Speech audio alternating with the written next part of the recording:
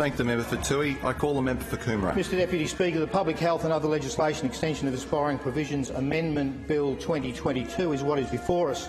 First, let me say that I know that the COVID-19 pandemic has caused significant disruption and upheaval to the lives of all of us. It has been a very difficult time, with the impact on mental well-being yet to be fully understood. I acknowledge those who have lost their life and their families who have lost loved ones. We must also realise that many have lost their livelihoods and that some businesses won't recover. COVID-19 has taken away many things from many people, and it is only proper that this fact be recognised. Others in our community have come back stronger. They have reinvented themselves and, for some, their businesses are in a better place. We have all, as members of this place, remained acutely aware of these things, dealing with and responding to our constituents over the past 2 or more years. The LNP have carefully considered the detail of Government's public health and other legislation extension of expiring provisions Amendment Bill 2022. We, the LNP, recognise that the provisions contained in this bill are extraordinary. They give us an unprecedented power to the government with little to no oversight. Having said that, the position which Queensland now finds itself in is a very different one to when this House debated a similar extension in August last year.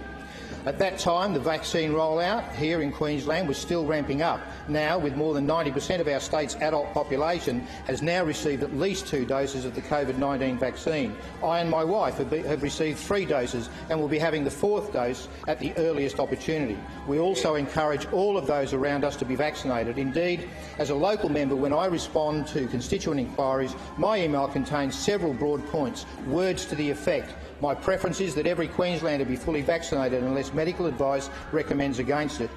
If constituents are unsure or concerned about vaccination, I recommend they consult their doctor to gain a better understanding and for their doctor to advise them in relation to whether to be vaccinated or not.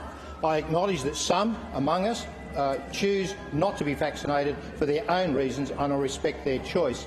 I also advise constituents that we, the LNP, acknowledge that it is up to the medical experts to determine the health advice, but will continue to call on the state government to increase transparency of the advice they base their decisions on and improve their communication regarding the restrictions and directives which Queenslanders must abide by from time to time. Now, looking to the future, it is the responsibility of government to provide a step-by-step roadmap grounded on expert advice that shows Queenslanders the path out of this pandemic. We were told things would be reviewed at 90%. Well, the government has sat on its hands and we still have no clear path. Queenslanders deserve to know what the plan is. Moving the movement of the amendment. So it's for this reason that the LNP will move key transparency amendments to the bill. They have already been outlined by my colleagues. I won't go through them again.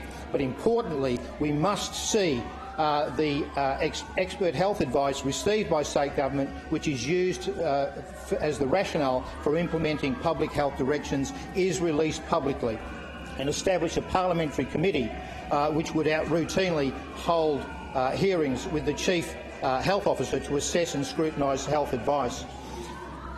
Mr Deputy Speaker, since the beginning of COVID-19 pandemic, the opposition has called for the public release of expert medical advice which is used as the rationale for the COVID-19 restrictions. A good government doesn't shy away from openness, transparency, accountability and scrutiny. However, this government has. It is time that changed, and I urge all members to support the amendments proposed by the LNP that have been outlined.